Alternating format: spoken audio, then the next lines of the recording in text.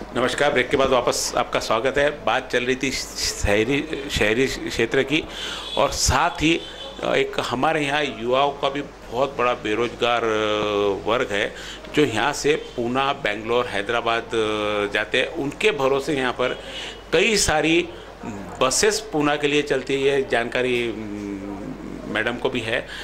तो भाभी, अभी प्रश्न चल रहा था ग्रामीण से तो आप निकले, शहर में भी बेरोजगारी बहुत है। शहर में यहाँ से पलायन करते हैं लोग जॉब के लिए, बाहर जाते हैं, दूसरी जगह जाते हैं। यहाँ उनको स्कोप नहीं है, तो आपका क्या उनके लिए प्लान है? अगर आप 15 साल पहले पूना को देखते हैं तो 15 साल पूना पहले एकदम खेड़ा था। जब हम जाते नहीं था, नहीं, जैसे मैंने देखा है, आप खेड़ा ही बोल सकते हैं उसको। आज अमरावती को भी मैं एक पोजीशन दूंगी कि आज हमारे यहाँ पे अमरावती में एयरपोर्ट नहीं है, तो ये खेड़ा है।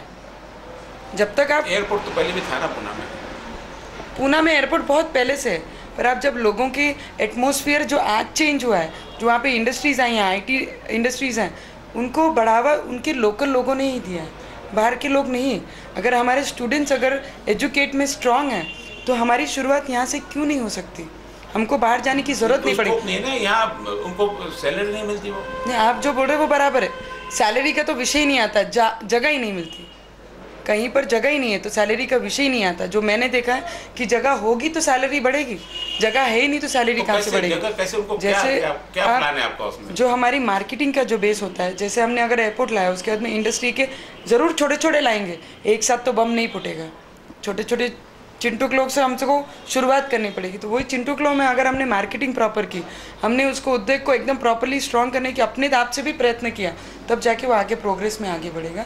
तब जाके हमारे जिले के डिस्ट्रिक्ट के लोग, बच्चे यहाँ के यहाँ ही रहेंगे, बाहर नहीं जाएंगे। जिले के अलावा आप संसद में पूरे देश की, प्रदेश की भी पूरी यंत्रणा चलती है। आप सिर्फ जिले पे ही पूरा जोर देंगे? यदि देश की भी कुछ प्रॉब्लम है तो उसका कैसे मैनेज करोगे उसको फिर आप? नहीं, देश का विषय जो है, देश के विषय के टाइम पे हम देश की बातें करेंगे, पर जब मेरा पर्सनली आएगा कि मुझे संसद में मेरे जिले के लिए बात करना है, तो मेरी जिलों की प्रॉब्लम को लेकर मैं वहाँ पे रिप्रेजेंट करूँगी अपने ज़िले को।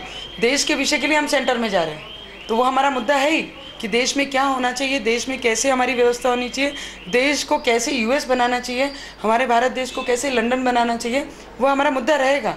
पर उसके अलावा मेरे ज़िले को अगर मैंने अपने घर को ही छोड़ दिया और देश की बातें की, घर ही साफ़ सुथरा नहीं और देश को लेके बैठ गई, तो घर कौन देखेगा? यानी पहले घर, फिर मोहल्ला, फिर प्रदेश, उसके बाद देश। देश का मुद्दा रहेगा ही। देश के लिए हम सेंटर में जा रहे हैं, पर देश के साथ साथ मेरा जिला भी रहेगा। तो इन सारे कामों के लिए क्या आपको 5 साल काफ़ी है काम करने के लिए? 5 साल में इतने सारे प्रोजेक्ट आपके हो जाएंगे? एयरपोर्ट को समझो कितना टाइम लगता है आपको आने को, क्योंकि एयरपोर्ट आने के बाद भी आपकी इंडस्ट्री आने की कल्पना है। अभी एयरपोर्ट काफ़ी सालों से हमारा ऑन रोड चालू है, पर सिर्फ उसे प्लेटफॉर्म मिलना चाहिए। वो प्लेटफॉर्म के लिए मुझे लगता है 5 साल चल रहा है जैसे, लेकिन क्या काम में स्पीड पकड़नी पड़ेगी? स्पीड बहुत ज़्यादा पकड़नी पड़ेगी। जो प्रश्न रखे हमारे प्रेजेंट आमदारों ने, सबने आमदारों ने जितने भी रखे हैं, उनको सिर्फ एक जोर का अगर पुश दिया जाए हमारे दोनों तरफ से, आवाज़ स्ट्रॉन्ग से मारी जाए, तो मुझे लगता है वो 5 सालों के बीच में पहले कर सकते हैं हम। अभी जिस सरकार से आप, जिस पार्टी से आप चुनाव लड़ने जा रही हो, बहुत ज़्यादा बदनाम है केंद्र में भ्रष्टाचार को लेकर। भ्रष्टाचार के ऊपर आप क्या कहना चाहोगे?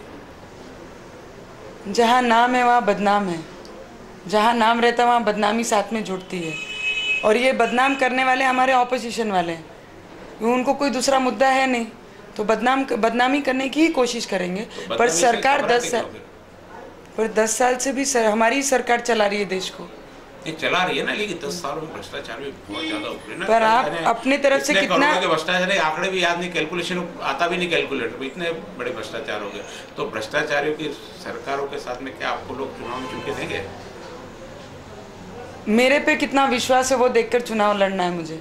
मुझ पे क्या विश्वास है ना, साथ में 100% पार्टी की ताकत है। और मुझे मालूम है कि मेरे पार्टी के कोई भी ऐसा नेता जो भ्रष्टाचार नहीं है, इसलिए मैंने पार्टी की टिकट ली। अगर मुझे कहीं पे भी लगता कि हमारे पक्ष के लोग भ्रष्टाचारी हैं, तो मैं शायद पार्टी की टिकट भी नहीं लेती।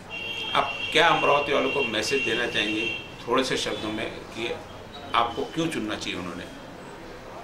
मुझे क्यों चुनना चाहिए?